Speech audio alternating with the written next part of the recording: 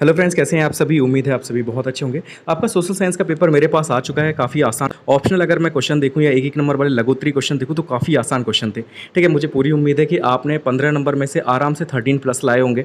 ठीक है, गलत होने की कोई चांस नहीं, हो सकता है 15 में 15 हो, क्योंकि काफ़ी आसान क्वेश्चन था ये। ठीक है, काफ़ी अच्छे पेपर था, मतलब बहुत ईजी क्वेश्चंस थे इसमें।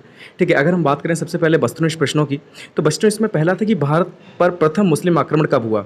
ठीक है, तो अगर मुस्लिम आक्रमण की बात हो रही है और प्रथम की बात हो रही है तो 712 ईस्वी में हुआ था। किसने किया था? मोहम्मद बिन कासिम ने किया था। नेक्स्ट क्वेश्चन की अगर हम बात करें कि ग्रांड ट्रंक रोड का निर्माण किसने कराया, तो आप सभी को पता होगा, बचपन से हम पढ़ते चले आ रहे हैं। जीटी रोड का निर्माण किसने कराया, ग्रांड ट्रंक रोड का निर्माण किसने कराया, तो शेरशाह सूरी ने कराया था। फोर्थ ऑप्शन ठीक हो जाएगा। नेक्स्ट क्वेश्चन था कि स्थायी बंदोबस्त प्रणाली की शुरुआत किसने की, तो स्थायी बंदोबस्त की यहाँ पर बात हो रही है तो इसका सही आंसर हो जाएगा लॉर्ड कॉर्नवालिस। ठीक है, लॉर्ड कॉर्नवालिस जो थे इन्होंने स्थायी बंदोबस्त की शुरुआत की थी। फिर नेक्स्ट क्वेश्चन था कि भारत में अंग्रेजी साम्राज्य के संस्थापक कौन थे, तो ये लॉर्ड क्लाइव को कहा जाता है, क्योंकि इन्होंने किसकी शुरुआत की थी, तो प्लासी का युद्ध हुआ था इनके समय में, इसलिए इन्हें भारत में अंग्रेजी साम्राज्य का संस्थापक कहा जाता है।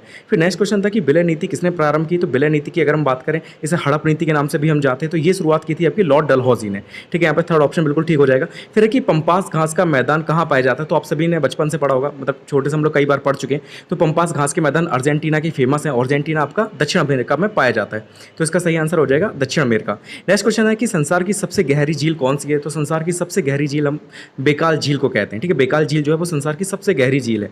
ठीक है, ये साइबेरिया के पास में पाई जाती है, रूस में। ठीक है, ये सबसे गहरी झील है। नेक्स्ट क्वेश्चन, डिगबोई तेल क्षेत्र किस राज्य में स्थित है, तो डिगबोई जो तेल क्षेत्र है ये आपका असम में स्थित है। ठीक है, कहाँ स्थित है? असम में ये पाया जाता है।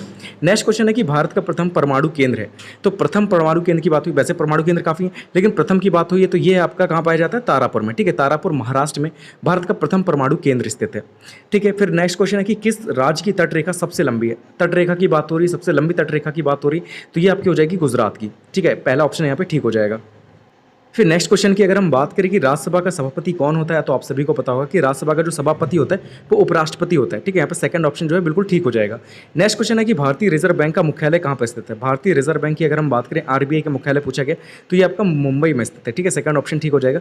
नेक्स्ट क्वेश्चन है कि भारत में हरित क्रांति के जनक कौन है। भारत में हरित क्रांति का जनक किसे कहा जाता है? एम एस स्वामीनाथन को भारत में हरित क्रांति का जनक कहा जाता है। ठीक है, नेक्स्ट क्वेश्चन है कि भारत का प्रथम नागरिक कौन है, तो भारत में प्रथम नागरिक किसे कहा जाता है, तो सीधी सी बात है कि राष्ट्रपति को भारत का प्रथम नागरिक कहा जाता है। ठीक है, और इसी में लास्ट क्वेश्चन हो जाएगा आपका कि प्रशांत महासागर और कैरेबियन सागर को जोड़ने वाली नहर कौन सी है, तो ये आपकी पनामा नहर हो जाएगी। ठीक है, पनामा नहर जो है वो प्रशांत महासागर और कैरेबियन सागर को जोड़ती है। अगर हम बात करें अति लघुत्तरी प्रश्नों के, तो पहला पूछा गया कि अकबर का जन्म कहाँ हुआ, तो मैंने अपने नोट्स में भी आपको ये चीज़ बताई थी कहाँ पर हुआ, तो 15 अक्टूबर 1542 को अमरकोट में हुआ था। नेक्स्ट क्वेश्चन था कि किस मुगल बादशाह के काल में चित्रकला का उत्कर्ष हुआ था। चित्रकला की यहाँ पर बात हो रही, तो इसका सही आंसर जहांगीर हो जाएगा।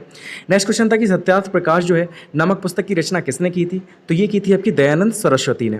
फिर नेक्स्ट क्वेश्चन था कि प्लासी का युद्ध किसके किसके बीच में हुआ था, आप सभी को पता होगा कि रॉबर्ट क्लाइव जो थे इनके बीच में हुआ था, ये ईस्ट इंडिया कंपनी का नेतृत्व कर रहे थे, और दूसरी साइड बंगाल का नवाब था सिराजुद्दौला, इनके बीच में प्लासी का युद्ध हुआ था 1757 में।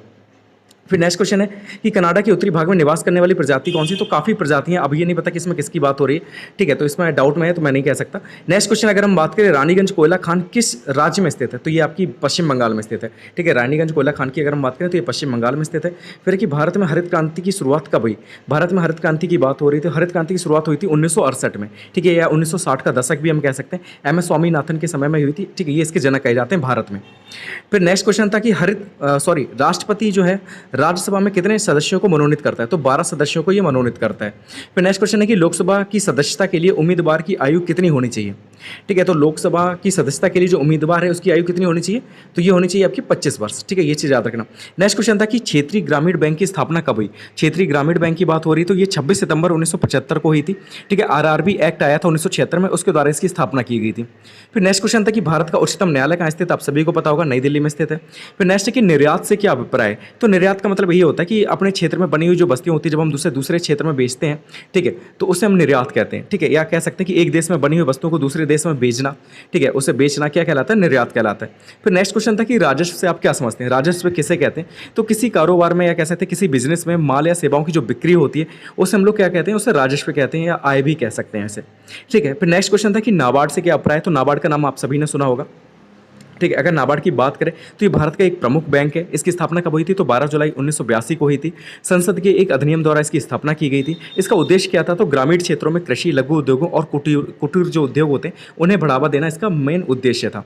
फिर लास्ट क्वेश्चन था कि संसार के सबसे छोटे महाद्वीप का नाम बताइए। तो आप सभी को पता होगा कि ऑस्ट्रेलिया जो है वो संसार का सबसे छोटा महाद्वीप है। ठीक है, तो ये एक एक नंबर वाले जितने भी क्वेश्चन आए थे हमने इन्हें डिस्कस कर लिया। आसान से थे क्वेश्चन, मुझे पूरी उम्मीद है कि आपने बहुत अच्छा ये पेपर गया होगा, बहुत आसान भी पेपर था। ठीक है, इस बार शायद ईजी आ रहे हैं पेपर, अभी तक कोई भी ऐसा पेपर नहीं लगा जो ज़्यादा टफ हो।